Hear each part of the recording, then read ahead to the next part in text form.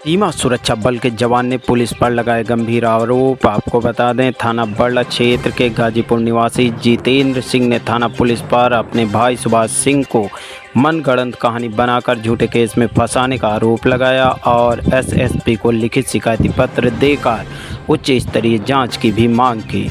वहीं पर सीमा सुरक्षा बल के जवान जितेंद्र सिंह ने थाना पुलिस पर आरोप लगाया कि उनके भाई सुभाष सिंह को गैर कानूनी तरीके से हिरासत में रखा गया और झूठी गिरफ्तारी दिखाई गई। इसके संबंध में विधिक औपचारिकताएं नहीं निभाई गई। जवान ने थाना प्रभारी पर मध्यस्थों के माध्यम से धनराशि की भी मांग की बात कही। वहीं पर साथ में ही यह भी बात बताया कि अगर धन न दिया तो उसके भाई को झूठे केस में फंसा दिया जाएगा।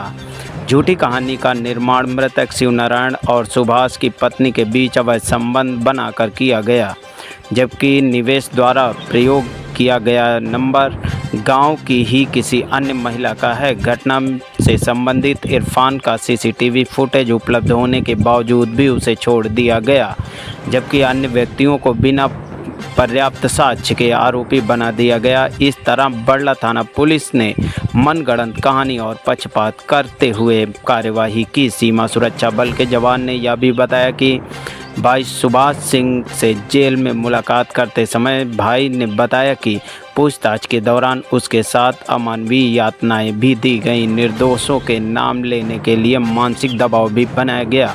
सुरक्षा जवान जितेंद्र ने कई बार संबंधित फ़ोनों की रिकॉर्डिंग और कॉल डिटेल की मांग की, लेकिन पुलिस ने कोई साक्ष्य उपलब्ध नहीं कराया, जिसके चलते उसकी समाज में बदनामी हुई और उसके भाई की पत्नी ने आत्महत्या करने की भी कोशिश की। जितेंद्र ने एसएसपी महोदय से अनुरोध किया कि इस केस की उच्च स्तरीय मांग हो, जांच हो और निष्पक्ष जांच कराए जाने की भी मांग की। झूठे आरोपों में फंसाए गए लोगों को न्याय मिल सके, मुख्य आरोपियों को सजा दी जा सके। आइए देखते हैं हमारे संवाददाता को क्या कुछ बताया जितेंद्र ने। गाजीपुर अलीगढ़। अच्छा, कहाँ पर आए हो और किस मामले को लेकर? मैं एसएसपी साहब के पास आया हूँ यहाँ पे, और ये 20 मार्च 2025 को एक शिवनारायण की हत्या हुई थी, जिसकी रिपोर्ट अज्ञात में लिखाई गई थी।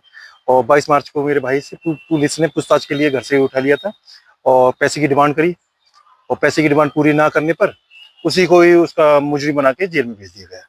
किस डिमांड किसने की थी आपसे? एसओचओ साहब ने और योगेश, जो हल्का चार्ज है, ऐसा ही है। उनके द्वारा पैसे की हाँ, मतलब डिमांड करी गई थी थर्ड पार्टी द्वारा, और जिसके हमने बोल दिया कि निर्दोष आदमी है और किस बात के तुम्हें पैसे दें, आप दोषी हैं तो उसे जेल भेज दीजिए। तो उन्होंने कहा कि क्या बोलते, पैसे दे दो वरना इस केस में फंसा देंगे, और फंसा दिया उनको। और उसके हमने साक्ष्य मांगे कि साक्ष्य क्या है आपके पास जो इसे फंसा गया। तो उनने एक शिवनारायण के सुभाष की पत्नी के साथ अवैध संबंध बता दिए। तो हमने पूछा अवैध संबंध का कारण, कॉल डिटेल बताई।